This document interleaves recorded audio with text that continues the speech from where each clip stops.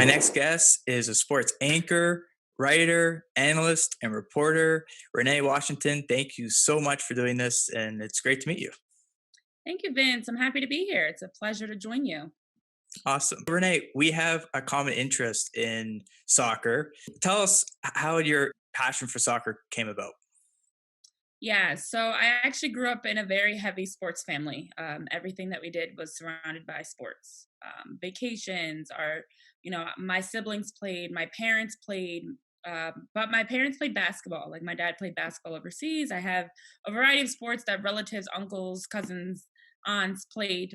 So I was, and my sisters, I should say, we were the first ones to fully play soccer.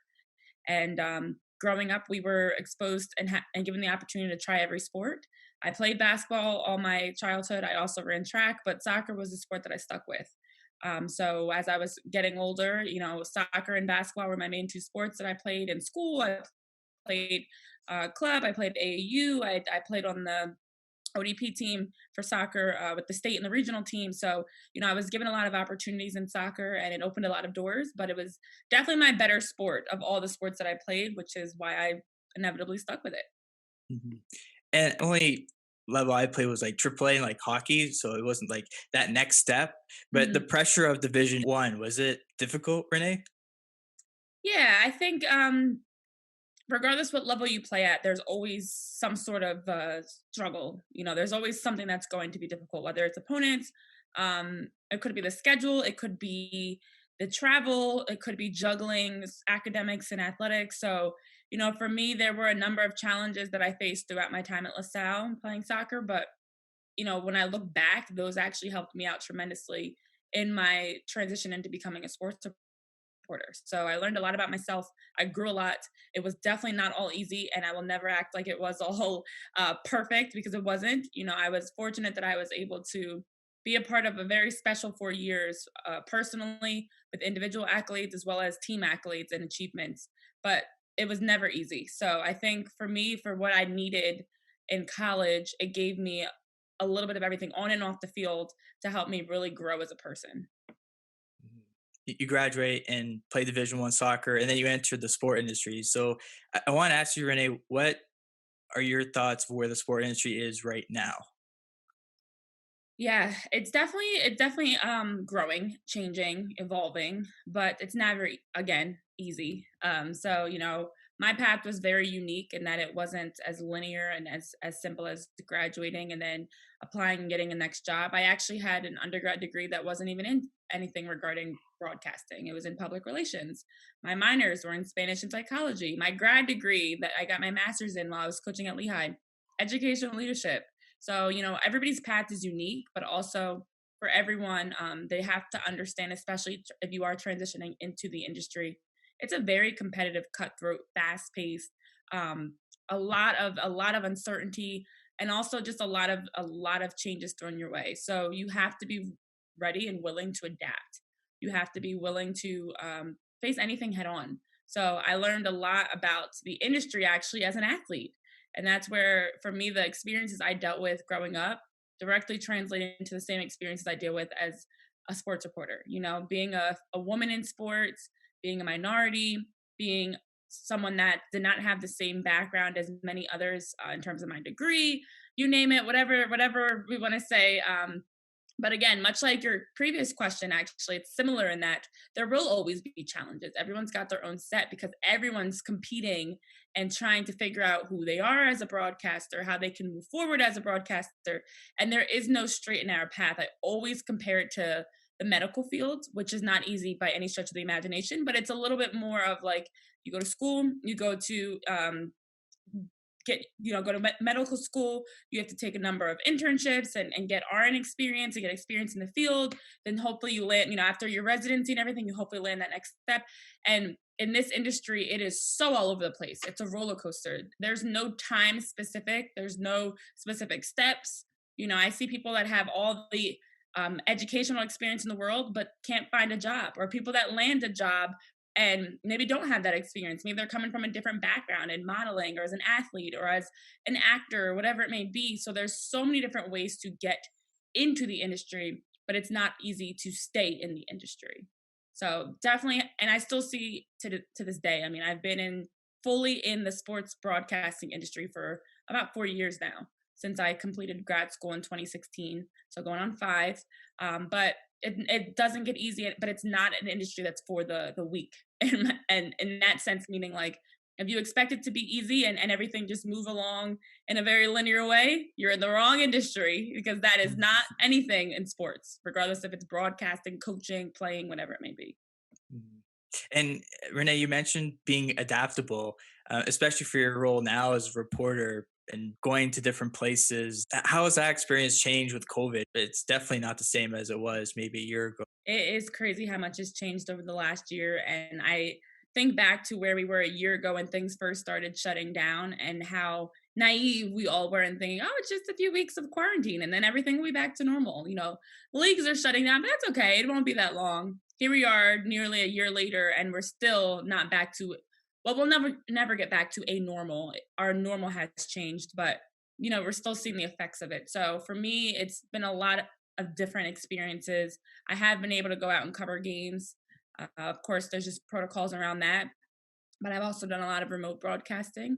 So even like I work with La Liga Primera, which is international soccer that I help as an analyst for, and that's all remote. I am not flying over there, so I'm not there live broadcasting, but I'm live broadcasting from my home studio. So it's become a lot different of now having for everyone, and you see it even in the NBA and different leagues where you see more broadcasters that are not in the arena or the stadium. You are at home. You're in whatever your home setup may be. So it's definitely different. But I've been as best as I can adapting to all of the changes. Is that a weird experience, Renee? Because at the beginning I thought doing these virtual interviews were kind of strange in a way because you're not really in person. Is it kind of odd to broadcast remotely? It definitely is. I mean, an interview is always odd, but at least it's just you and the person you're talking to for games. And this is why when a lot of people were kind of giving Chris Webber and Marv Albert, for example, a lot of flack for the audio issues and things like that. What they don't realize is a lot of when you're doing any sort of like I've done play by play, I do color commentary, I do sideline reporting. A lot of what you're sharing is actually what's not seen on camera. So you're giving the viewers at home a perspective they can't see on camera. So when you are now also watching on camera, it takes away from so many things. I mean, I know I was broadcasting a game and an injury was happening, but the camera wasn't showing it, so I didn't really know what happened. So it does change things. You can't see the huddle, you can't see the off court emotion, you can't hear what's being said. It's you're seeing things through the same lens as the viewer. So for any live games, absolutely. If you have a producer that's in your ear or working with you to let you know what's going on, that kind of helps. But you're very limited in that you can't just see everything going on as easily as you would have in person. But for shows, it's even different because of the fact that with so many people remote, for shows, for games, whatever it may be, there's audio issues, there's internet issues, there's, like not everybody has a great setup. So it does allow for some other challenges that we maybe didn't have as much before. But I've actually been enjoying the fact that it's forced me to have to be more creative in how I'm going about my job. So I think a lot of people have, I'm sure you have as well, of like how you're going about your content and your interviews and things like that, because you're just changing with the times. Definitely, 100%. Renee, I noticed that you have an excellent personal brand, like through social media. Your website's awesome. I want for people listening to this who are trying to build kind of their personal brand during this pandemic. What advice would you give to them? Yeah, I like that you asked this question because that was actually one of the very first things I did when I first decided I was going to take this leap towards working in the industry. One of the very first things I did was starting to build my brand. So, even though I didn't have the experience, I didn't have the opportunities, I didn't have the job that I wanted, I started just building my social media presence and changing, building my YouTube, changing my social media interaction. So it wasn't just random posts, but things that were more specific and intentional. I started changing and created and changing my own website.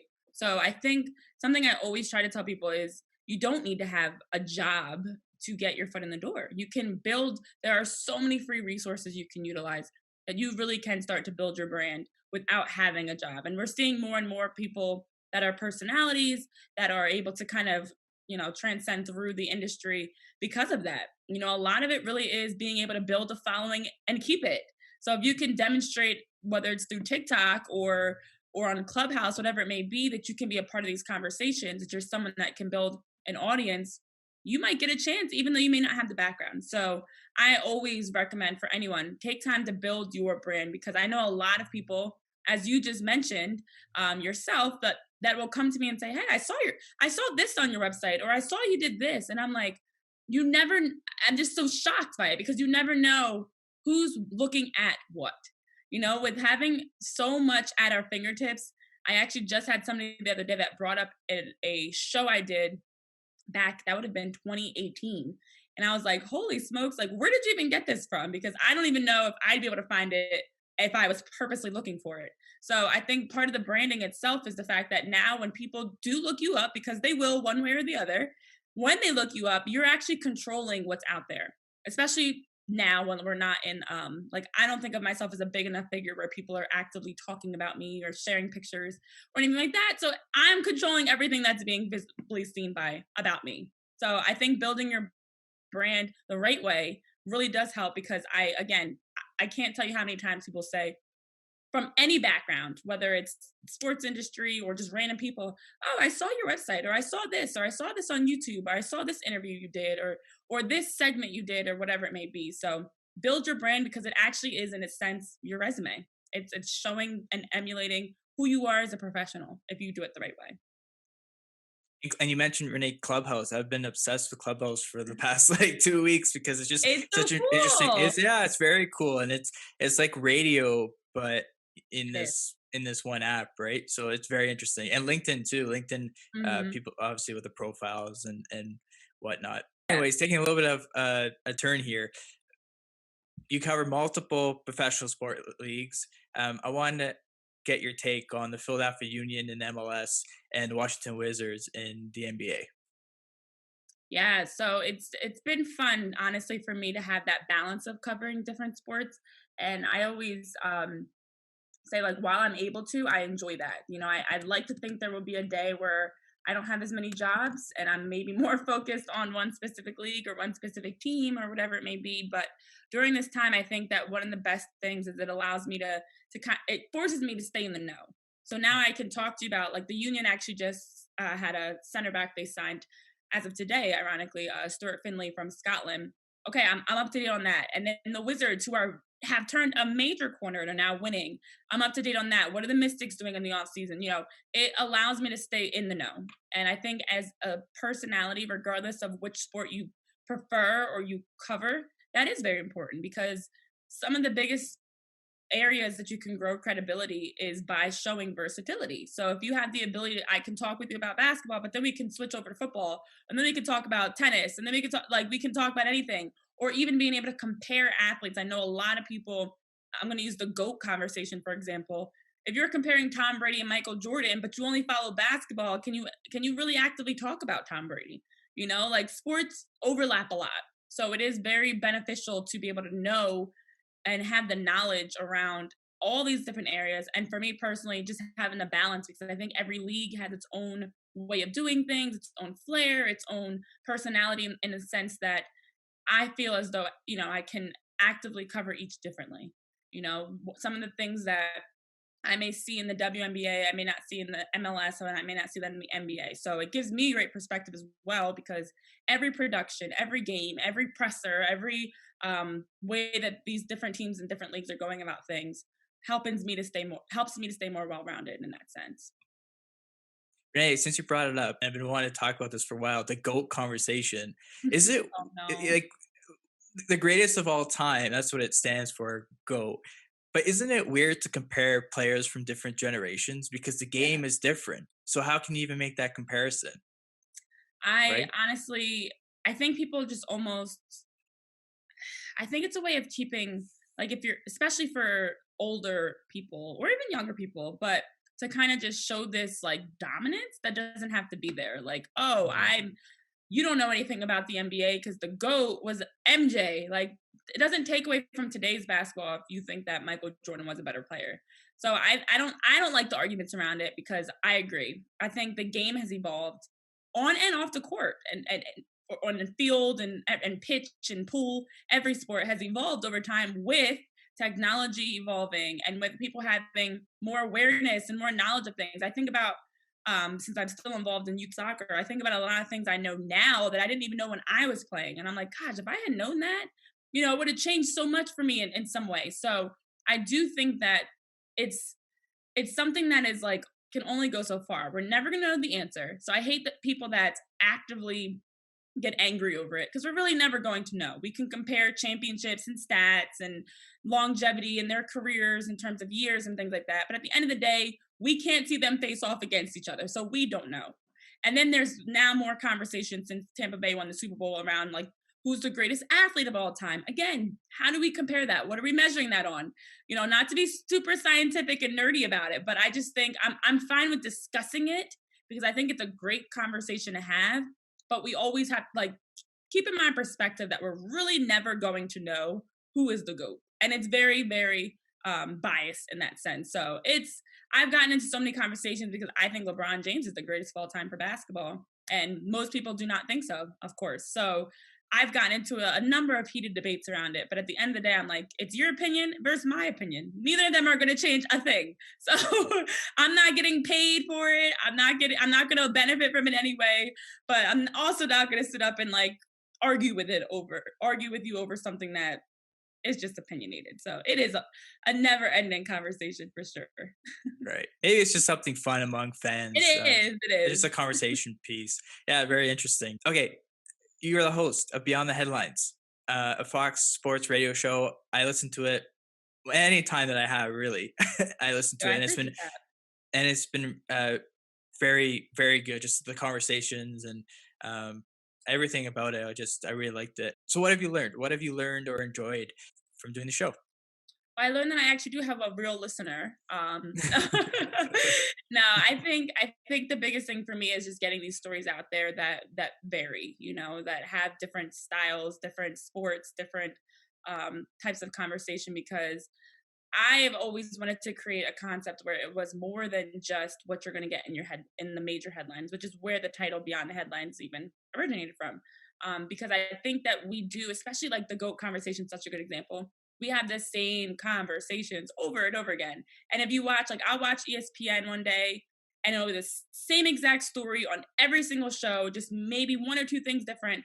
And you click over to Fox Sports, same exact story, same exact conversations. It gets very redundant. And those stories are great. I love talking about the latest Russell Wilson trade rumors or whatever else is going on. But there's more out there that's not actively getting covered. And also, I just try to bring these stories to light that hopefully will help somebody learn, be inspired, walk away feeling good. I do talk to a number of business owners and musicians and athletes. So, even just sharing their journey. So maybe you either want to support them and check out their business, or you just have somebody else that you know of that you didn't before.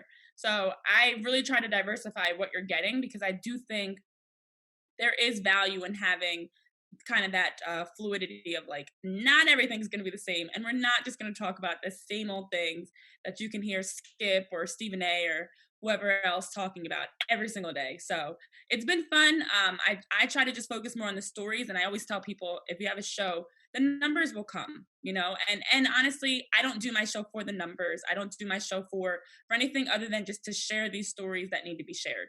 So if you're consistently putting out good content and consistently doing the right things, your show will help open doors for you. Because back to one of our original questions you asked, it's another way to brand yourself, to build your name, and to hopefully reach other people that you may not have otherwise. So I've been enjoying it. It is definitely going into year 2. This upcoming July will be year 2 already, which is crazy. And it's definitely work. It's definitely work, as having a show, but it's been fun for Yeah, sure. it definitely is a lot of work. I know some people that when I started mine, others also started their show, and they're like, "Wow, like it's a lot of work." And I'm like, "Yeah, it is." Like you said, the numbers will come and all that kind of stuff. But most importantly, it is for brand development and Mhm. personal development. Do we have enough time for one more? Let's see. Sure. Yeah. Okay, one quick one, Renee. Your favorite moment thus far in the sport industry or as a casual fan? I always love asking this question because it gives people who are aspiring to be in the industry or even a casual sport fan gives them a little bit of insight. I always get this question and I never know the answer to it because I don't have just one. But I think I love those full circle moments. I'm super nostalgic. So I like remember everything, I feel like. So those full circle moments, I had a few of them. So I'll just like quickly brush through them. Like I had a chance to work as an in-arena host actually leading up to COVID last year with the LaSalle men's basketball team. So I was returning back to LaSalle, leading games live, and it was very cool because obviously I had graduated from there, but that was my first time really being back actively on campus since I graduated.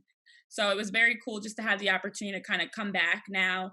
I remember when I graduated, not really knowing exactly what was going to be next for me career wise, to now having figured out what I'm doing career wise and being a little farther ahead.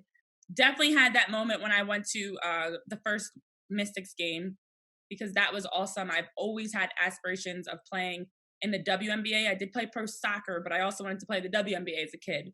And so when I was on the court and it hit me like, wow, I'm here. Like I made it to the WNBA, not in the way that I thought, but I remember posting like, as a kid, I set out to want to be in the WNBA, and here I am, not as a player, but I'm still actively involved in the league, but just in a different capacity as a reporter. So, those are definitely some. And then, without a doubt, when I first had my chance to do a live ESPN game as a sideline reporter, that was major because that was one of my original goals. I wanted to get into TV. So the first time I was live on TV, I was like, "Wow, this is really happening."